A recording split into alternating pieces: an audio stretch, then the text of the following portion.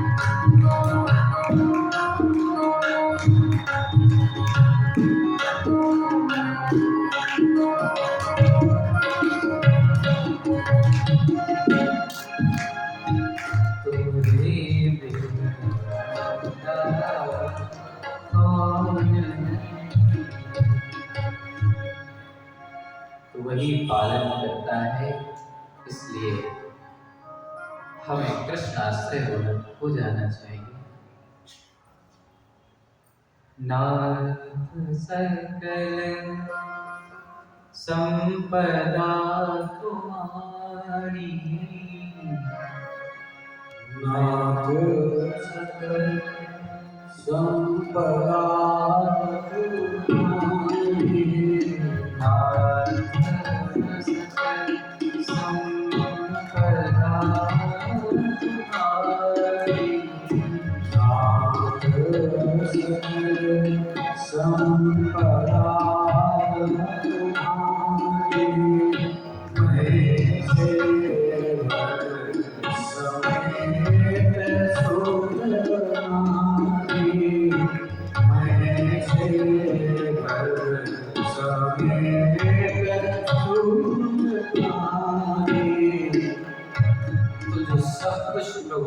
गड़बड़ करके और ये जान लेता है। देखो, हम विचार करें, भक्त की तो ऐसी भावना होती है, अब और क्या कुर्बान करूं आप पर, दिल, जिगर और जिंदगी दी हुई है आपकी। मेरा कुछ होता तो मैं आपको कुछ देता, जब मेरा कुछ है ही नहीं तो मैं आपको क्या चढ़ाऊं। जो आपका था वो आपका ही है, मेरा मुझ में कुछ है ही नहीं, मैं नाम की कोई सत्ता ही नहीं है। सर्वत्र उस सत्स्वरूप परमात्मा जिसे हम मैं कहते हैं, वह परमात्मा का ही आकार है। लेकिन उस मैं को हमने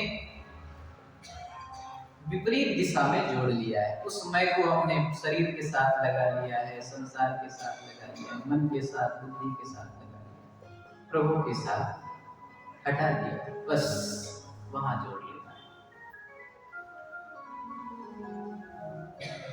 तो मनु और शत्रुपा से 3 पुत्रियां और 2 पुत्र हुए, आकृति, देवहूति और प्रसूति। इन्हीं से मानवीय सृष्टि का विस्तार हुआ। आकृति का विवाह ऋषि प्रजापति से हुआ, देवहूति का विवाह कर्दम ऋषि के साथ हुआ और प्रसूति का विवाह दक्ष प्रजापति के साथ हुआ। माता देवहूति और कर्दम ऋषि बड़े तपस्वी महापुरुष थे। इनके यहाँ साक्षात भगवान कपिल ने अवतार धारण किया था। बोलिए कपिल भगवान की जय।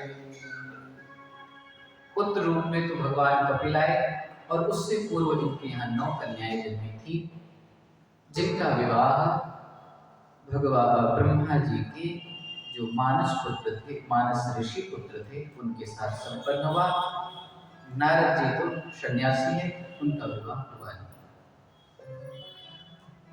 अंत में कर्दम ऋषि गृह त्याग करके जंगल की ओर चले गए और वहां पर उनका महानिर्वाण हुआ। और एक दिन माता देवहूति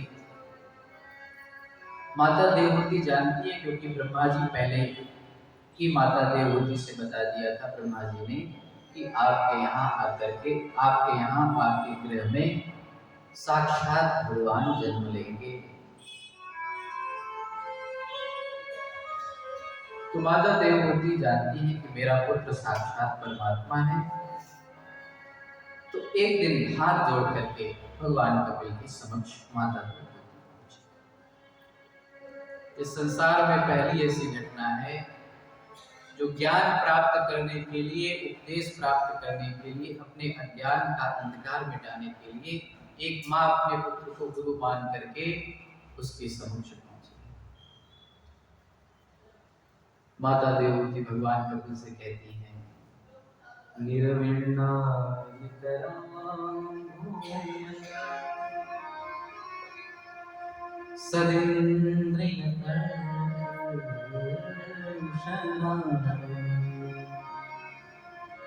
येन संभाव्यमानेन प्रपन्नानन्दं प्रभु। पुत्र नहीं कहा, हे प्रभु, प्रपन्नानन्दं तमः, प्रभु मैं इस संसार के अज्ञान रूपी अंधकार में डूब रही हूँ। निर्विण्णानितरां सरिन्द्रियतर्षणा, इंद्रियों की विषय लालसा समाप्त नहीं होती। इसलिए मेरे हृदय की ये जितनी आकांक्षाएं, जितनी वासनाएं हैं, जितनी कामनाएं हैं, ये शांत हो जाएं। मुझे कोई ऐसा मार्ग बतलाओ। तम त्वागता शरणं शरण्यं। देखो, ये जो श्लोक हम बोलते हैं, ये मैं प्रार्थना करता हूं प्रभु से माता देवहूति अपने पुत्र से प्रार्थना कर रही है कि हमें अपनी शरण में ले लो।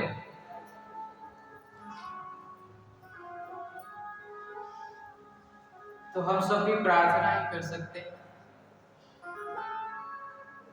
तो ये माध्यम है, इसीलिए इस लोगों का आश्रय ले लेते हैं हम लोग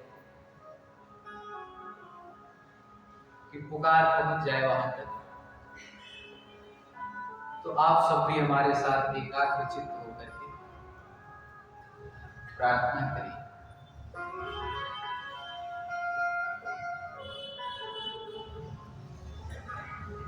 तम स्वागता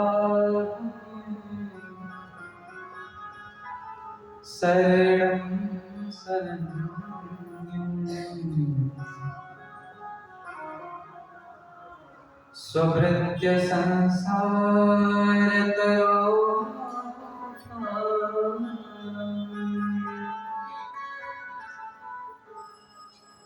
जिज्ञासया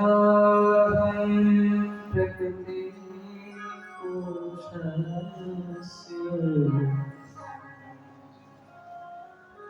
नमामि शरणं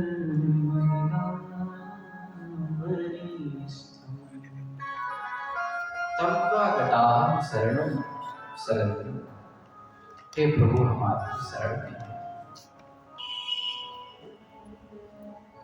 इस संसार की आसक्तियों को नष्ट करने वाले कोई ऐसी ज्ञान घट हमें दे दीजिए।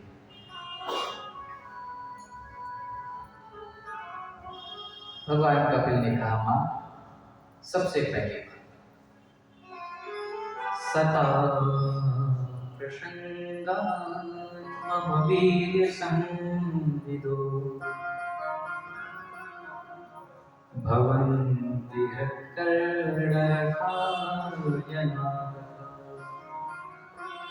सबसे पहला काम सताम प्रसंगान् मम वीर्य संविदो। जो साधु जन है, जो सज्जन है, उनका संग करना। उनके संग से क्या होगा? वो हरि कथा सुनाएंगे, कानों से भगवान की अमृतमयी कथा हमारे हृदय में प्रवेश करेगी। तो हमारे हृदयगत जो विकार हैं, जो संसार की आसक्ति है, जो संसार से अभिप्रेम है, वो हट जाएगा और परमात्मा में लग जाएगा।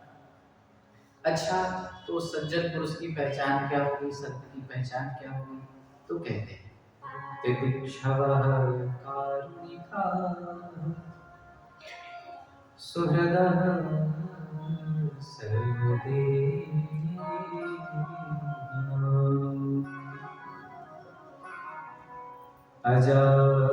अजातशत्रवः शान्ताः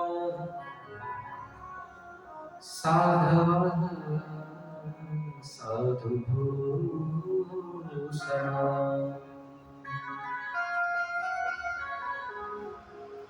वो संत बहुत करुणावान। पहला लक्षण बताया तितिक्षवा, उनमें बहुत ही तितिक्षा हो, अर्थात सहनशीलता हो।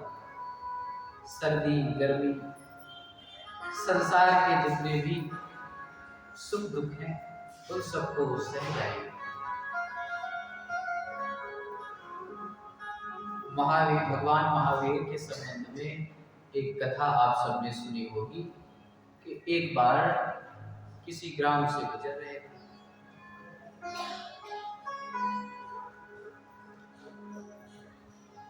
तो एक वृक्ष के समीप खड़े हो गए। प्राय समाधि अवस्था में रहते, देवी का कोई भान नहीं रहता। तो एक ग्वाला वही गाय चला रहा है। उस ग्वाले में जाकर, उस ग्वाले को गांव में घर में कोई काम याद आ गया, तो सोचा कि गाय घास चल रही है, तो किसको बतला के जाऊं कि कहीं इधर उधर जंगल में ना चली जाए। कोई दिखाई नहीं दे रहा है, तो भगवान महावीर दिखाई पड़ गए। तो सोचा इसी बाबा को ही बतला देता। तो जाकर के हिलाया, बोले बाबा जी देखो ये हमारी गाय चल रही है, इनका ध्यान रखना, मैं भी काम करके आता हूँ। तो हाँ ना, कोई प्रत्युत्तर भी नहीं किया, कोई प्रतिकार भी नहीं किया, कोई हाँ नहीं की कोई प्रतिक्रिया नहीं। ग्वाला चला गया, उसने समझा कि बाबा ने हाँ कर दी, ग्वाला चला गया।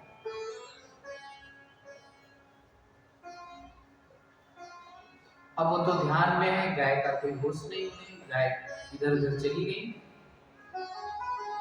पशुओं का स्वभाव जिधर हरी घास देखी चली गई। ग्वाले ने आकर के देखा तो उसे बड़ा क्रोध आया कि रे,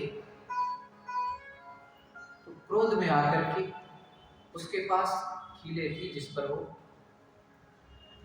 नीचे गाड़ करके और उसमें रस्सी से अपने पशुओं को बांध देता था। तो दोनों कीलों को भगवान महावीर के कानों में मार दिया।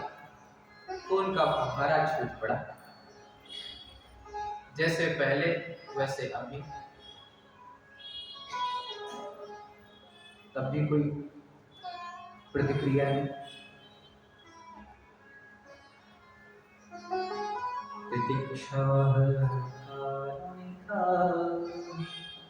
ये होता है साधु का हृदय।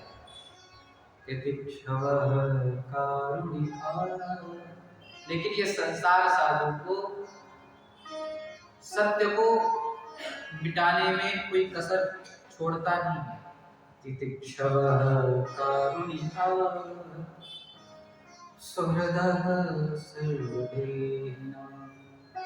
हरिवंश जी की एक बड़ी अच्छी पंक्ति है।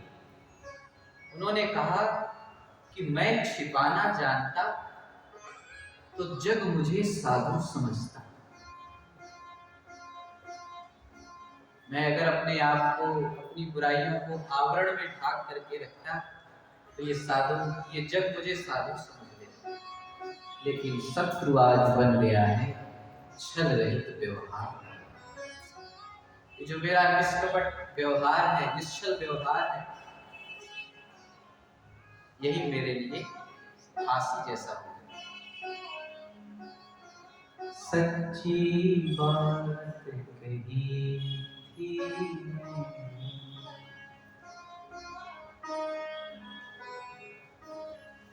लोगों ने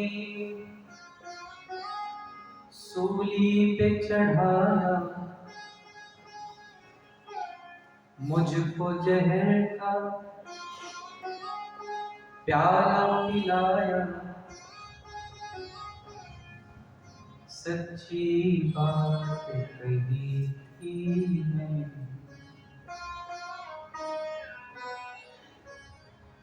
शत्रु आज बन गया है। तो साधु का स्वभाव कैसा है? तितिक्षवः, उसके हृदय में महान करुणा होती है। सारा संसार उस पर उसके प्रतिकूल हो जाए तो भी उसकी करुणा में कोई भेद नहीं होता। सुहृद होते हैं, सबके कल्याण के लिए सोचते हैं।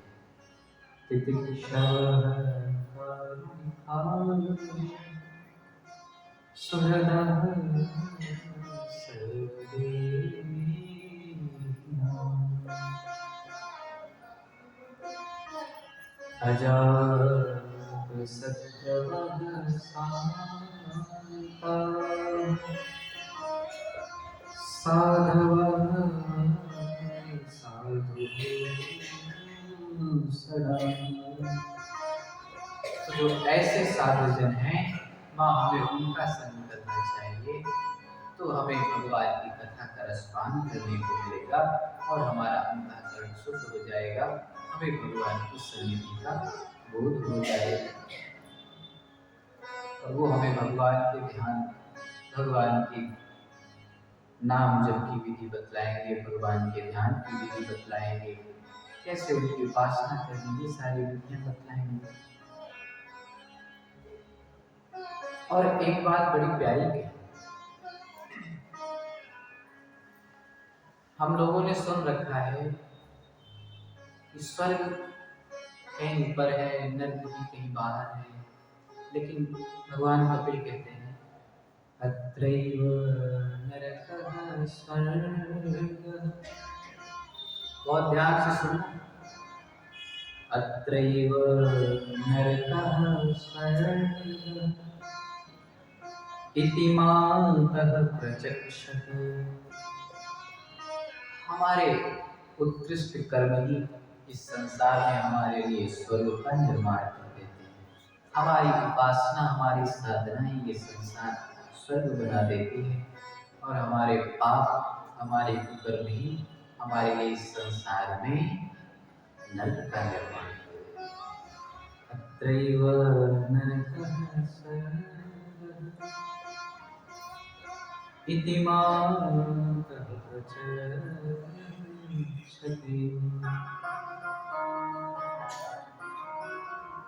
और माँ, जिसे मृत्यु का भय है, नरक का भय है, उसे मेरी शरण में आ जाना चाहिए। क्यों? आत्मनः सर्वभूतानां भयं तीव्रं निवर्तये।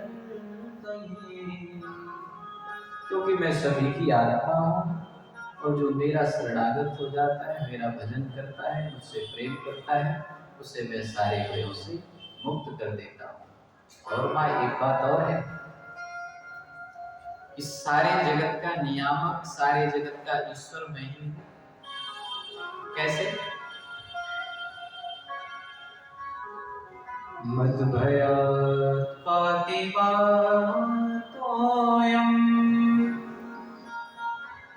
सूर्यस्तपति मद्भयात्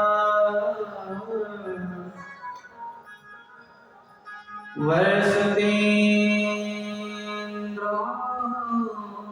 दहत्यग्निः मृत्युश्चरति मयोभयात्। भगवान कपिल कहते हैं माँ, मत भयात् वातिवातोऽयम्, मेरे ही भय से वायु संचरण करती है।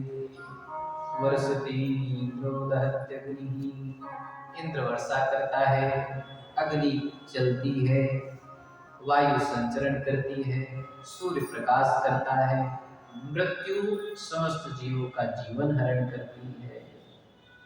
मृत्युश्चरति मद्भयात्, अर्थात इस संसार में जो कुछ भी होता है, उन सब का नियामक मैं ही हूँ। वर्षति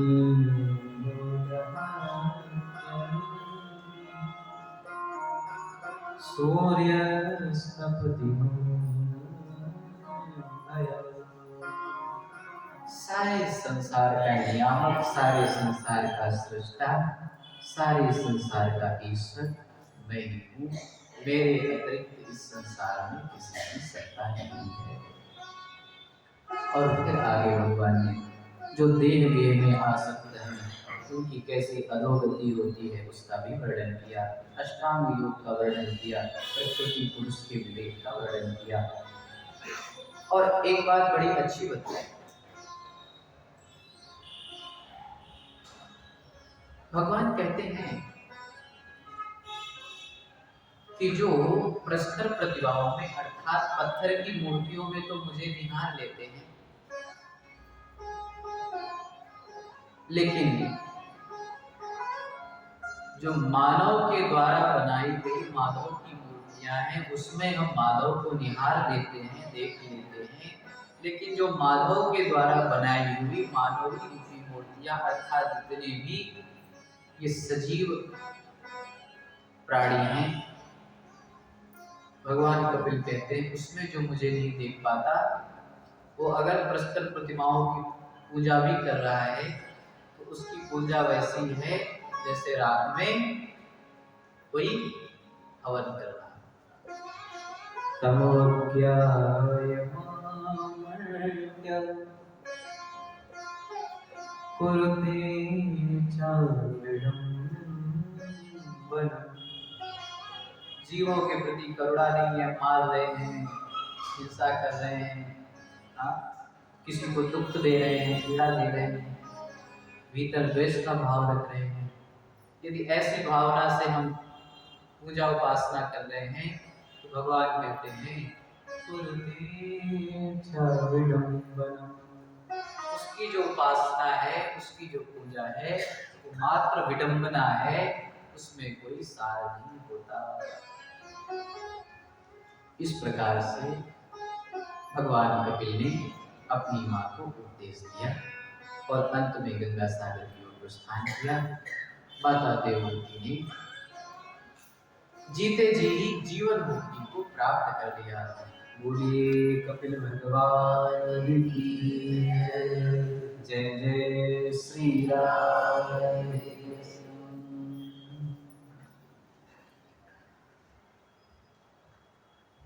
तो कहने का तात्पर्य है कि हमें थोड़ा सा अंतर्मुख बन जाना है, अपने मन का अन्वेषण करना है, क्योंकि आज दुनिया में बाहर तो बहुत काम हो रहा है, लेकिन हम अपने भीतर आना भूल गए।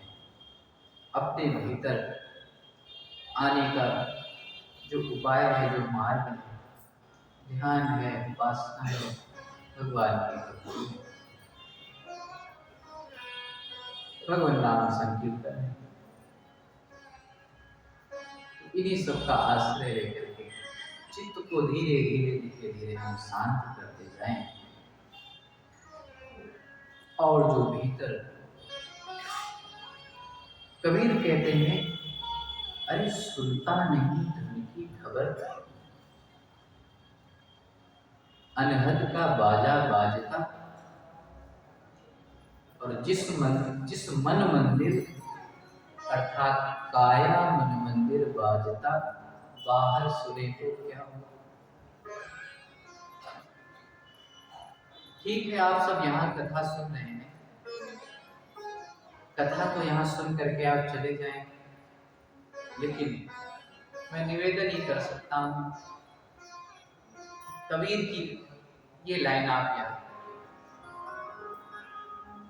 जिस मन मंदिर बाजता, जो भीतर बज रहा है। अच्छा, हम सबको तो पता है ना कि हमारा हृदय 24 घंटे धड़कता रहता है,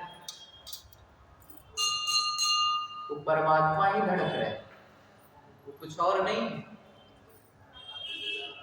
वो भगवान ही हमारे भीतर हृदय के रूप में धड़क रहे। और जिस दिन वो धड़कन बंद हो जाती है तो हमारी भी जीवन लीला बंद हो।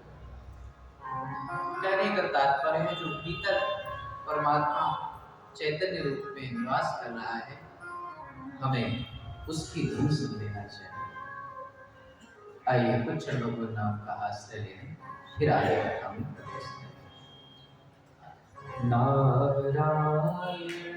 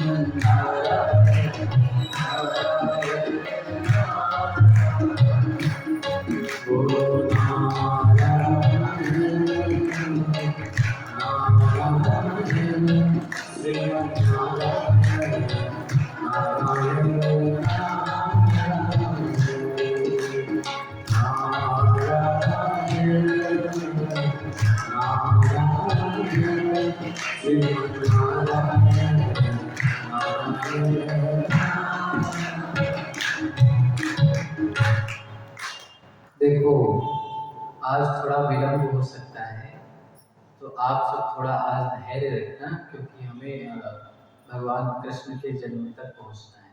तो थोड़ा विलम्ब हो सकता है आज, तो इसीलिए हम बहुत प्रयत्न कर रहे हैं कि कथा को कुछ जो बहुत महत्वपूर्ण है उनको हम विस्तार कर लें और बाकी को हम संक्षेप में करते चलें। तो मनु और शत्रुपा के 3 पुत्रियां हुई, आकृति, देवहूति और प्रसूति, और 2 पुत्र हुए, प्रियव्रत और उत्तानपाद।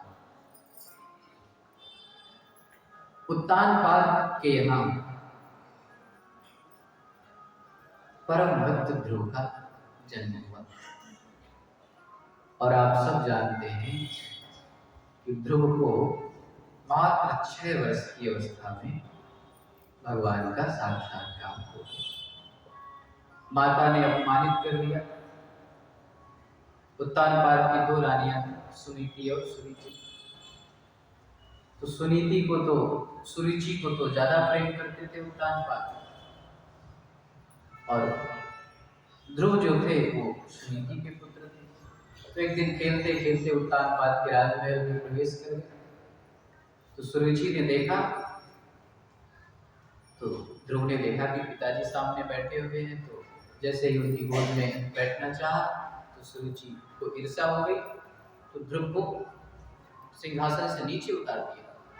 तो ध्रुव को बड़ा बुरा लगा, रोना आ गया और कहने लगे, तपसाराध्य पुरुषं तस्तेवानुग्रहेण मे गर्भे तुम साधयात्मानं यदेच्छसि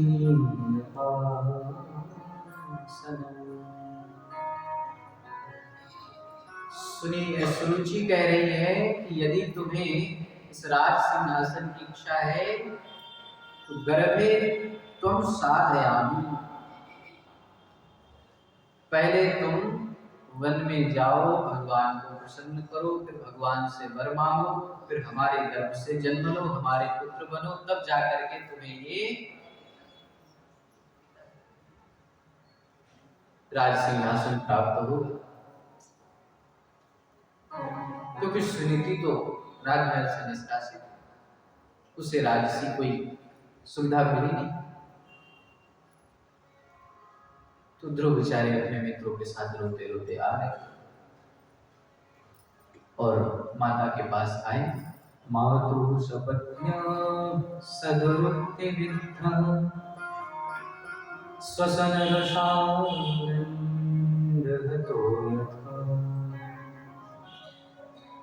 हित्वा विसन्तं पितरं सन्नवाचं जगामातुः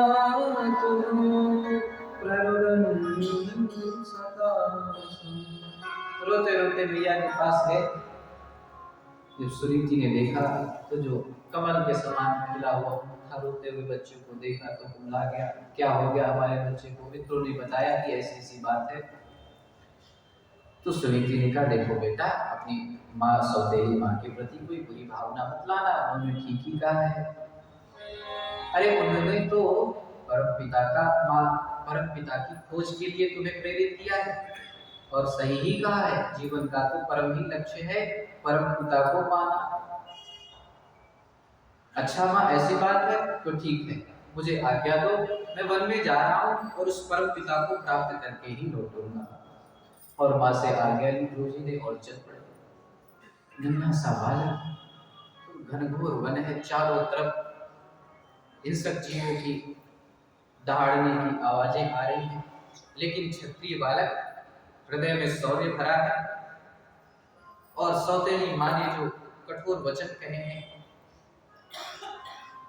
उसकी पीड़ा भी है। बस निश्चय कर लिया परमात्मा को पाना है।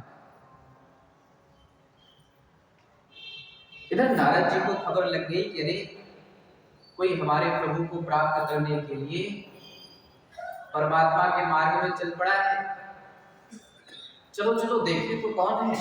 आकर के देखा तो एक नन्हा सा बालक, सुकुमार अवस्था है, कोमल कोमल अंग है और ये जंगल का कंटकारी मार्ग, कांटों से भरा, जहां पर विषैले सर्प हैं, बिच्छू हैं, हिंसक जीव हैं। लेकिन ये निडर बालक, लेकिन जरा परीक्षा ले ली जाए इसका वैराग्य कैसा है। तो नारद जी बोल पड़े, नाधुनाप्यवमानं ते सम्मानं वापि पुत्रक लक्ष्म्यामः कुमारस्य सत्यस्य क्रीडनासु। अरे बेटा कहाँ से आ रहे हो, तुम्हारी छोटी सी उम्र है और इस घनघोर जंगल में अकेले कहाँ फिसड़ कर रहे हो। ध्रुव जी ने सारी बात बतला दी कि मेरी सौतेली माँ ने ऐसा ऐसा मुझे कहा है, मेरा अपमान किया है। नारद जी ने कहा बेटा तुम्हारी खेलने कूदने की उम्र है, देखो तुम बच्चे हो और बड़े बड़े वृद्धजन कुछ कह दे तो उसका बुरा नहीं मानना चाहिए। तुम्हारी तो खेलने की उम्र है, पढ़ने की उम्र है, घर लौट जाओ। देखो प्रभु को पाने का मार्ग बड़ा कठिन है, योगी जन बड़ी कठोर कठोर तपस्याएं करते हैं तब जाकर के उन्हें प्रभु की प्राप्ति होती है। और ये जंगल का वातावरण, तुम्हारा ये कोमल कोमल शरीर कैसे पाओगे। अरे बड़ी कठिन है डगर पनघट, तो डगर देखो पनघट की, जहां पर तुम पानी भरने जा रहे हो डगर बड़ी कठिन है, वहां पर पहुंचना बड़ा मुश्किल है। बहुत समझाया लेकिन ध्रुव जी का तो निश्चय था। सुरुच्या ध्रुवचूर्माणि न भिन्ने श्रूयते हरि। जो सुरुचि के कठोर वचन रूपी बाणों से ध्रुव का हृदय घायल हो गया था, उस घायल हृदय में नारद जी के जो अमृतमय वचन थे, उस घायल हृदय रूपी पात्र में उनके जो अमृतमय वचन थे वो टिके नहीं। ध्रुव जी ने कह दिया महाराज हम तो प्रभु को प्राप्त करके ये वापस जाएंगे, देह छूटे तो छूटे, इसकी मुझे कोई चिंता नहीं। नारद जी जान गए कि शिष्य तो सत्य संकल्पी है, आशीर्वाद दिया और गुरु मंत्र भी दे दिया, ओम नमो भगवते वासुदेवाय। और साधना स्थली भी बता दी कि बेटा जाओ, तत्तात गच्छ भद्रं ते यमुनायास्तटं शुचि पुण्यं मधुवनं यत्र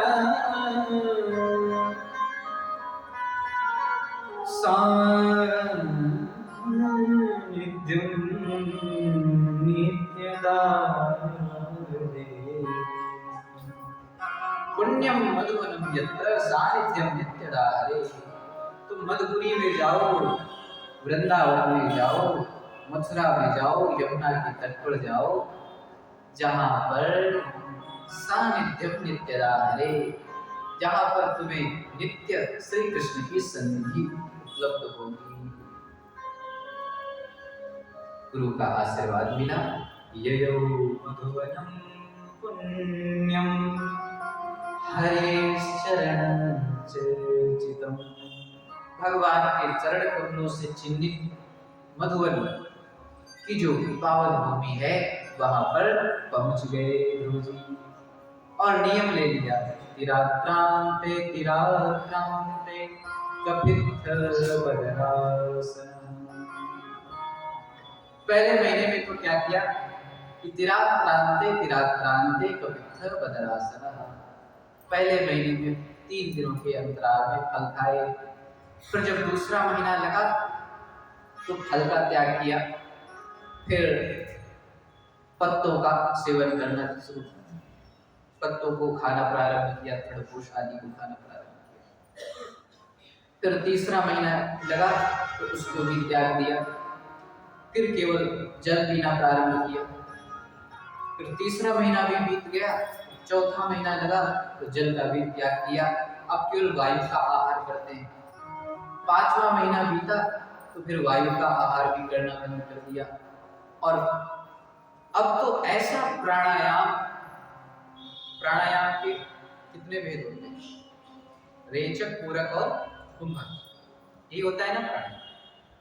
रेचक यानी वायु को बाहर निकालना, और पूरक यानी श्वास को भीतर लेना, और कुंभक यानी श्वास को रोक लेना। वही कुंभक यानी श्वास को बाहर रोक लेना, और अंतर कुंभक यानी श्वास को। तो ध्रुव जी ने कुंभक चढ़ा दिया, ना तो श्वास बाहर कर रहे हैं ना भीतर ले जा रहे। और जब कुंभक चढ़ाया और उस परम सत्ता से एकाग्र हो गए, अर्थात उनकी आत्मा में और प्रभु की सत्ता में तनिक भी भेद ना रहा, तो देवताओं के प्राण भी रुक गए। देवताओं की प्राण शक्ति रुक गई। देवलोक में हाहाकार मच गया। देवता कर भागे भागे भगवान के पास गए। नैवं विदामो भगवान प्राणरोधम् चराचरस्य किल सत्वतो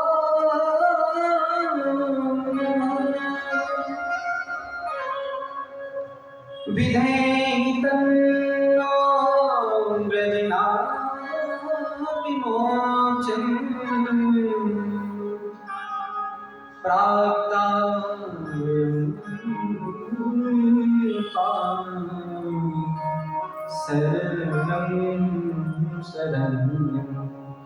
नैवं विदामो भगवान प्राणो। हमें प्रभु, हमें नहीं पता कि हमारे प्राणों का अवरोधन किसने कर दिया। भगवान ने कहा चिंता मत करो देवताओं, मधुवन में हमारा एक भक्त है, बाल भक्त है, जो हमारे ध्यान में इतना तल्लीन हो गया है, जिसके कारण तुम्हारी प्राणवायु कुछ रुकी सी है। और भगवान तत्क्षण अपने गरुड़ में आरूढ़ हुए और ध्रुव के समक्ष प्रकट हो गए। लेकिन आत्मानंद की अनुभूति हो रही है। भगवान बाहर चतुर्भुज रूप में खड़े हुए हैं। ध्रुव जी महाराज आंखें नहीं खोल रहे।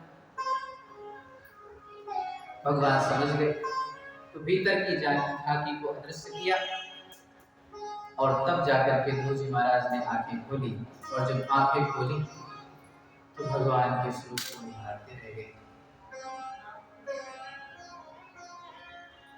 और मन में विचार करने लगे कि सब कुछ तो अपने गुरुदेव भगवान से हमने पूछ लिया, लेकिन जब प्रभु आ जाएंगे उनका कैसे स्वागत सत्कार करूंगा, कैसे उनकी स्तुति करूंगा, ये तो हमने कुछ पूछा ही नहीं। भगवान ध्रुव के अंतर्मन की बात जान गए। कृतांजलिं ब्रह्ममयेन तंबुना पस्परसवालं कृपया तपोनिधे। जो भगवान का वेदमय शंख था, पस्परसवालं कृपया तपोनिधे, कृपा करके भगवान ने ध्रुव जी महाराज के गाल से स्पर्श करा दिया तो समस्त वेद वेदांत ध्रुव जी महाराज को कंठस्थ हो गए और भगवान की स्तुति करने लगे। यो तः प्रविश्य मम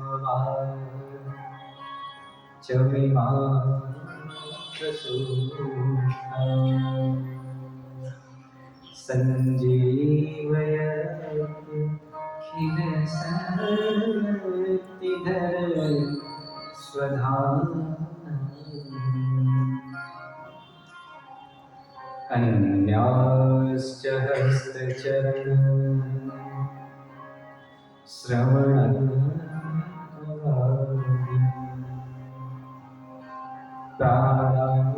नमो भगवते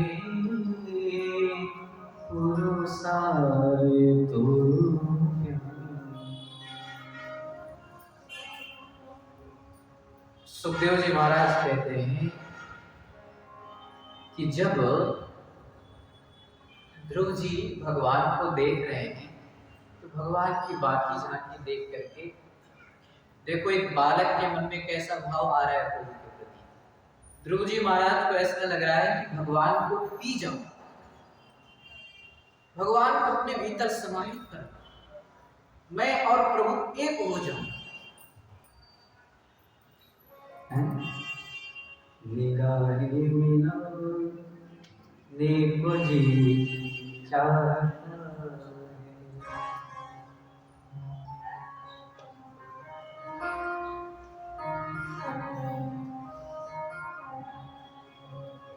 दिलो जाता देखो जी चाहता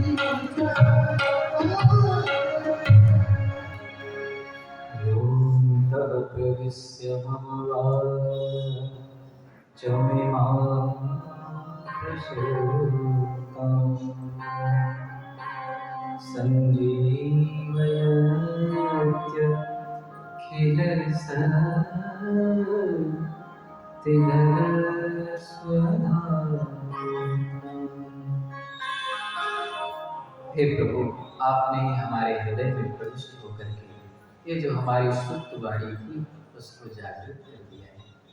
आप अखिल ब्रह्मांड के नायक हैं। अन्याश्चरस्तचरणं श्रवणकवारि प्राणो भगवते पुरुषाय तुभ्यं। इस प्रकार से ध्रुव जी महाराज ने भगवान की स्तुति की और भगवान ने उन्हें 36,000 वर्ष करने का आशीर्वाद दिया और भगवान पुनः अपने स्वधाम को लौटाए और इधर जब ध्रुव जी महाराज के पिता उत्तानपाद को और जो माता ध्रुव जी महाराज से द्वेष करती थी सुरुचि सुनीति, जब पता चला कि ध्रुव जी महाराज तपश्चर्या करके भगवान का दर्शन करके वापस लौट रहे हैं, तो सब भगवान के स्वागत सत्कार में, ध्रुव जी महाराज के स्वागत सत्कार में उनकी अगवानी के लिए आए और फिर उत्तानपाद ने ध्रुव जी को राज सिंहासन पर बैठा दिया और वे भगवान के भजन में लग गए। इन्हीं के वंश में आगे चल करके राजा प्राचीन बरही हुए। प्राचीन बरही के 10 पुत्र हुए, जिनको कहते हैं प्रचेतागण। इनका विवाह भृगु की कन्या ऋषि से हुआ। इन्होंने नारद जी से एक बार, ये प्रचेतागण मार्ग में जा रहे थे तो नारद जी से प्रश्न किया कि भगवान ये बतलाइए कि भगवान को प्रसन्न करने का सबसे सुगम उपाय क्या है। तब नारद जी ने कहा, दया सर्वभूतेषु संतुष्ट्या येन केन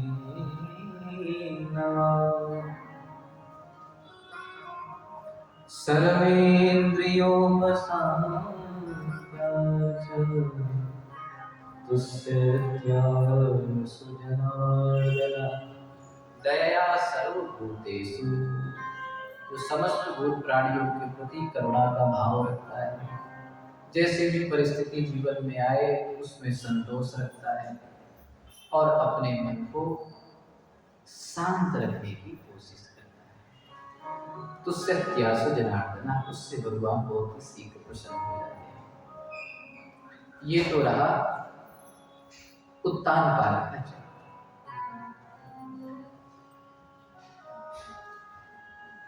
अब आगे सुखदेव जी मनु के जो सबसे बड़े पुत्र हैं प्रियव्रत, उनका चरित्र सुनाते हैं। प्रियव्रत बड़े प्रतापी राजा हुए। प्रियव्रत के पुत्र वे आग्नेय, आग्नेय के पुत्र वे नाभि और नाभि की पत्नी थी मेरु देवी। इन्हीं के यहाँ भगवान ऋषभ का जन्म हुआ, जो साक्षात भगवान के अवतार थे। बोलिए ऋषभ भगवान की जय।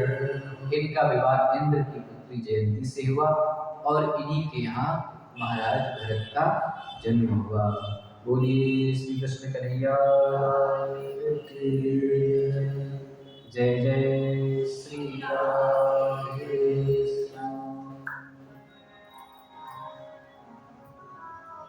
इस प्रकार से पावन पावन कथाएं सुखदेव जी। देखो भागवत में यहाँ पर कई सारे संवाद चल रहे हैं। एक तो संवाद चल रहा है सूत जी और सौनक जी का, और फिर संवाद चला सुखदेव का और राजा परीक्षित का। अब यहाँ पर संवाद चल रहा है सुखदेव और राजा परीक्षित का। सुखदेव जी कहते हैं, राजन एक बार क्या हुआ, एक बार की बात है कि इंद्र स्वर्गलोक में नृत्य चल रहा था, अप्सराएं नृत्य कर रही थी। तो इंद्र नाच गाना देखने में मदमस्त थे। उसी समय बृहस्पति जी आए। बृहस्पति जी आए तो इंद्र ने उनका स्वागत सत्कार नहीं किया, तो रुष्ट होकर के अंतर्धान हो गए। देवताओं ने बहुत ढूंढा लेकिन कुछ पता नहीं चला, तो पुरोहित किसको बनाया जाए। तब ब्रह्मा जी की सलाह से त्वष्टा मुनि के पुत्र विश्वरूप और सन्निवेश, ये जो विश्वरूप है ये बड़े विद्वान, तब इनको ही देवताओं ने अपना पुरोहित बनाया। त्वष्टा का जो विवाह है वो विवाह हुआ है कश्यप की जो पत्नी है दिति, उनकी पुत्री रचना से। तो विश्वरूप दैत्य कुल से संबंध रखते हैं, लेकिन विद्वता है, विद्वान। तो देवताओं ने पुरोहित बना लिया और ब्रह्मा जी की आज्ञा है तो विष्णु पुरोहित बन गए।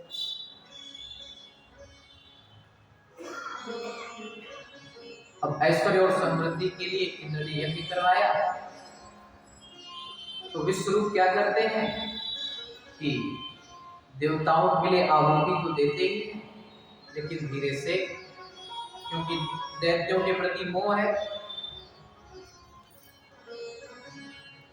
क्योंकि माता जी से संबंध है, तो दैत्यों के लिए भी आहुति दे देते। इंद्र को पता चल गया ये तो हमारे दुश्मन का काम बना है, तो सर उतारण का विष्णु ब्राह्मण को मार दिया, ब्रह्म हत्या कर दी। जब तुष्टा मुनि को पता चला कि इसने तो हमारे पुत्र को पहले पुरोहित बनाया और फिर मार दिया, बड़ा क्रोध आया उन्हें।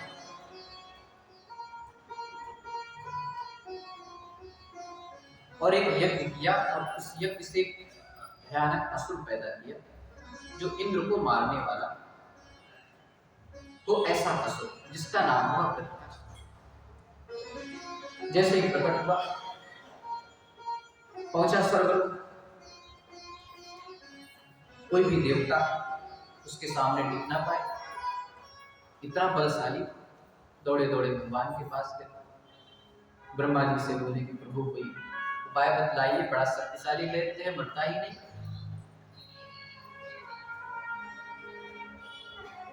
तो भगवान ने कहा देखो तुम्हें दधीच ऋषि के पास जाना होगा और उनकी हड्डियों से जब तुम वज्र बनाओगे तब जाकर के ये दैत्य का वध होगा, ऐसे नहीं मारा जाएगा, साधारण अस्त्र शस्त्र से मरने वाला। देवता भागे भागे दधीच ऋषि के पास गए, तो देखो साधु जनों की करुणा। दधीच ऋषि ने कहा ठीक है,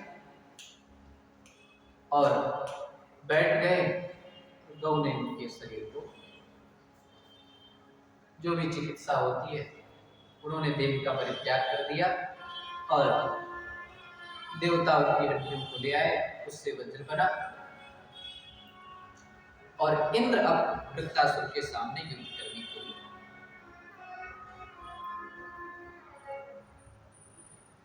जब वृत्रासुर और इंद्र का आमना सामना हुआ तो जैसे ही इंद्र ने वज्र का प्रहार करने के लिए वज्र को घुमाया और उठाया, वृत्रासुर के ऊपर मारने के लिए उद्यत हुआ, तो वृत्रासुर को उस वज्र में ही भगवान के दर्शन। राजा परीक्षित को बड़ा आश्चर्य हुआ कि भगवान, अरे ये तो असुर था, ये तो राक्षस है, इसे वज्र में भगवान के दर्शन कैसे होने लगे। तब उन्होंने इसके पूर्व जन्म की बात बताई कि पूर्व जन्म में बहुत बड़ा भक्त था, माता पार्वती ने श्राप दे दिया था, इसलिए एक असुर बन गए।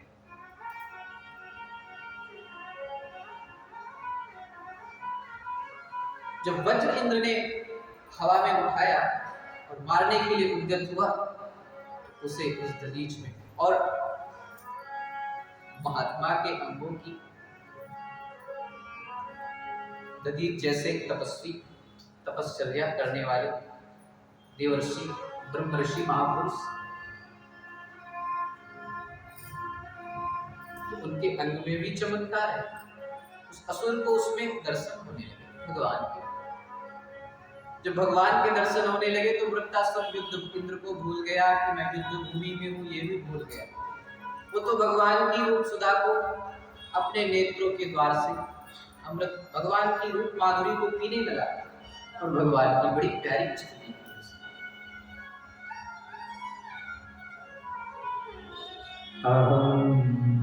हरे पादे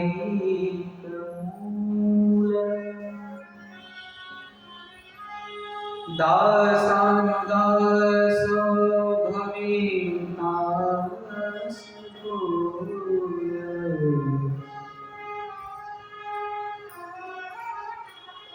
मनः स्मरेता सुपदे गुणास्ते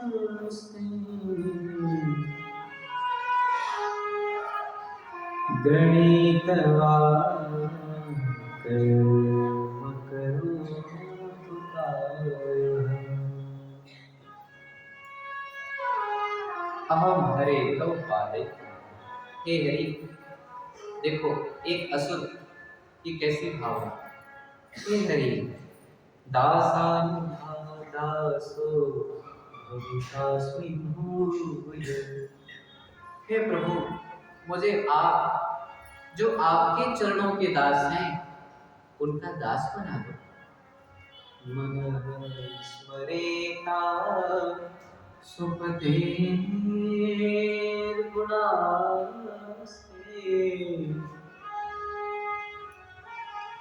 गृणीतवा कर्म करोतु काय। मन से सदा आपका स्मरण करता रहूं, ये हाथ ये वाणी सदा आपकी सेवा करते रहें। प्रभु, ननाक प्रस्थम न च पारमेष्टम न सार्वभौमं न रसाधिपत्यम्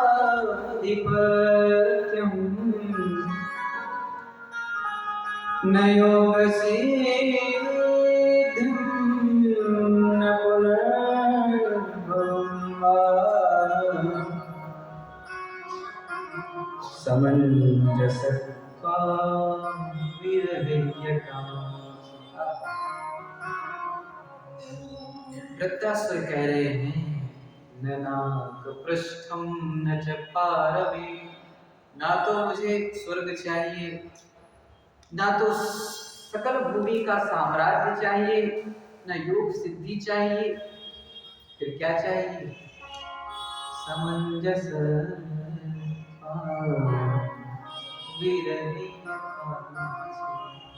मैं तो आपके विरह में तड़पता रहूं, मैं तो आपका विरही हो जाऊं। साम सवेरे नैन बिछाकर राहत खूने साजन की। राम ही जाने कब चमके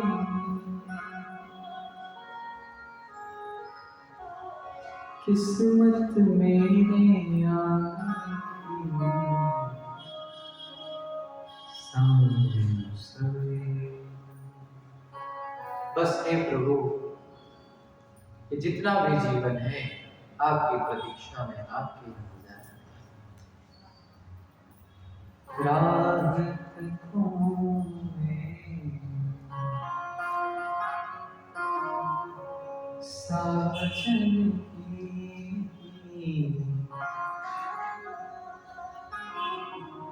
राम ही जाने कब चमकेगी किस्मत मेरे आने की।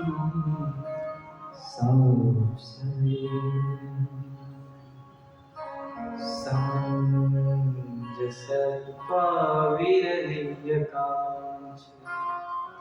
आपके विरह की आकांक्षा करता रहूं।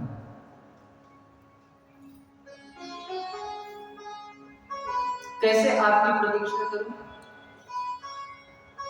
जैसे कोई नवजात शिशु, नवजात बछड़ा होता है, गाय जब कहीं चलने चली जाती है तो वो अपने माँ की प्रतीक्षा करता है।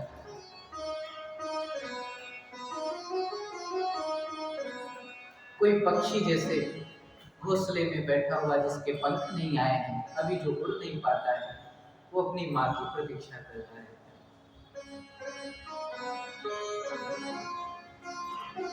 जैसे किसी नवविवाहिता का वर विदेश चला गया हो और वो नित्य प्रति अपने प्रियतम का इंतजार करती रहती है और रोज उंगलियों पर दिन गिनती रहती है बस वैसे ही मैं आपका इंतजार करता हूँ।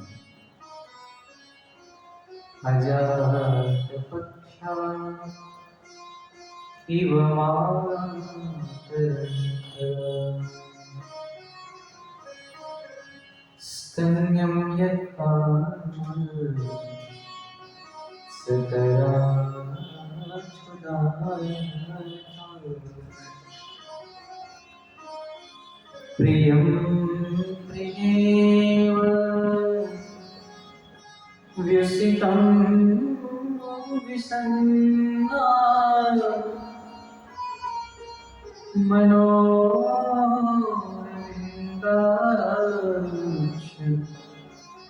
हृदयेक्षते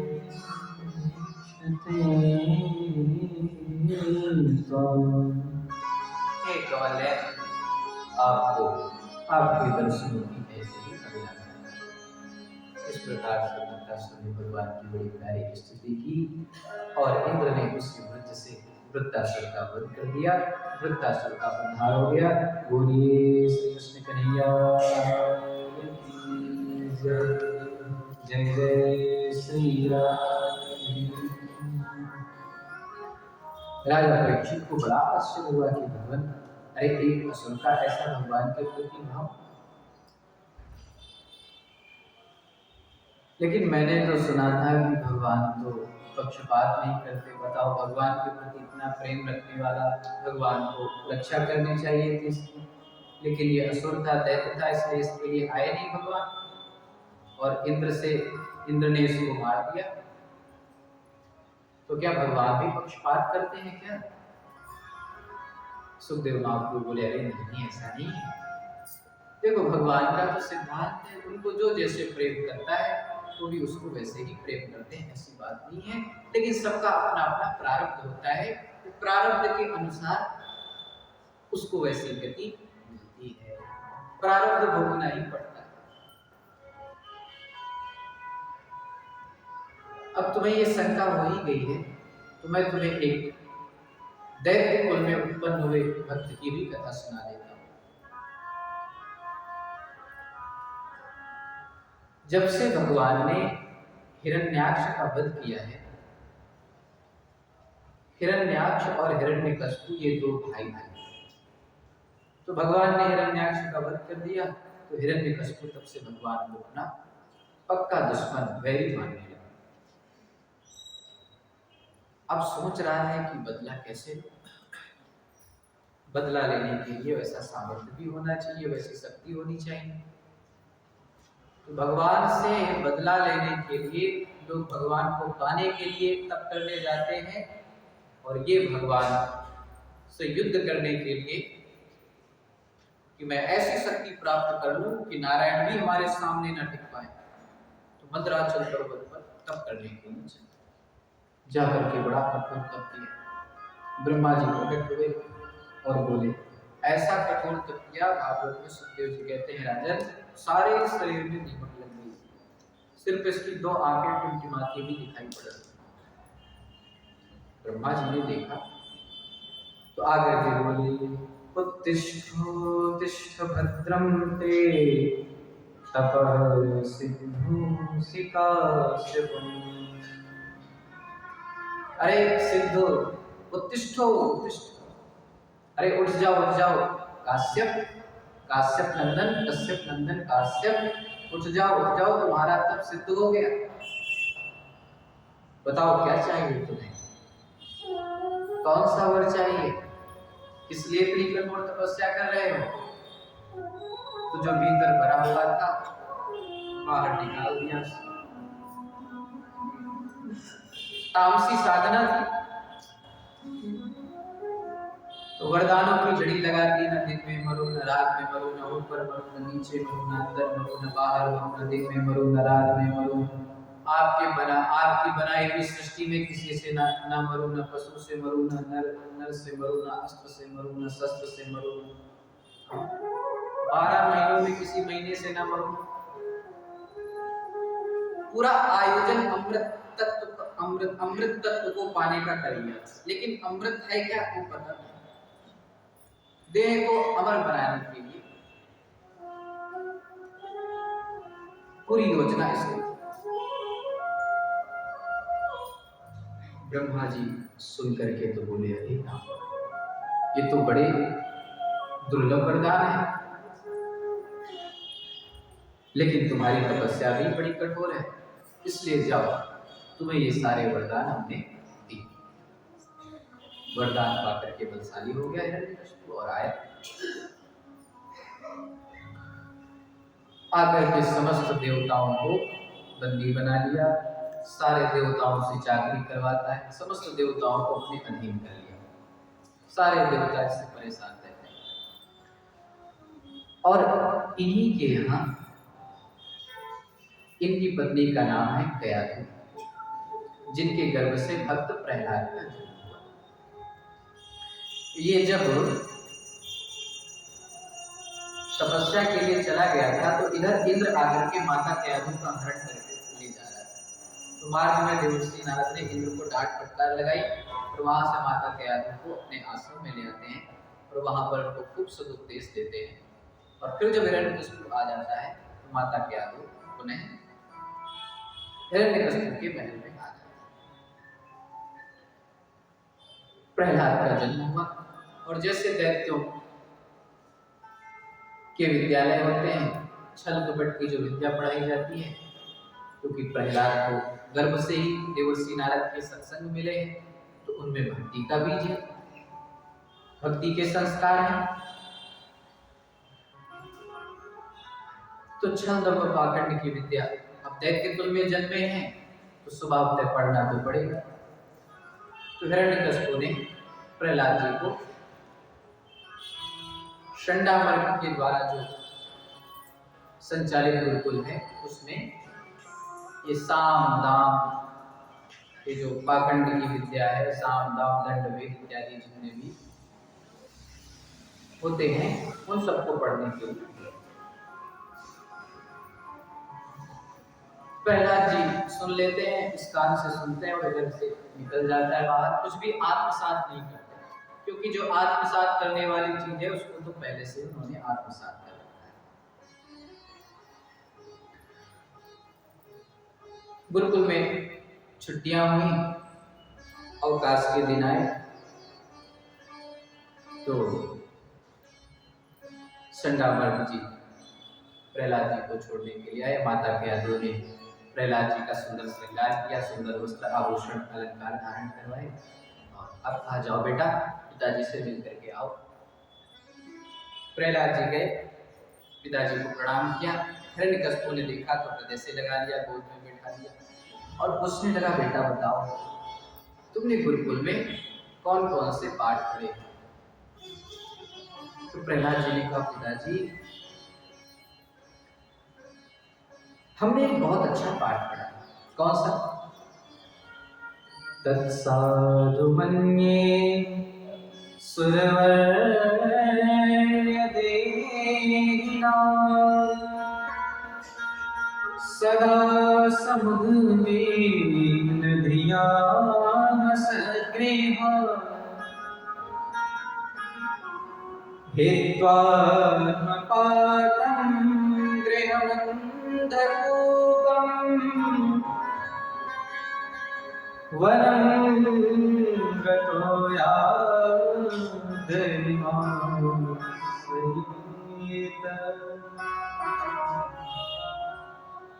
पिताजी मैंने तो एक पाठ बहुत अच्छा पढ़ा है कि हित्वात्मपातम गृहमन्धकूपम, ये जो संसार की गृहस्थी है ये अंधा कुआं है, उसमें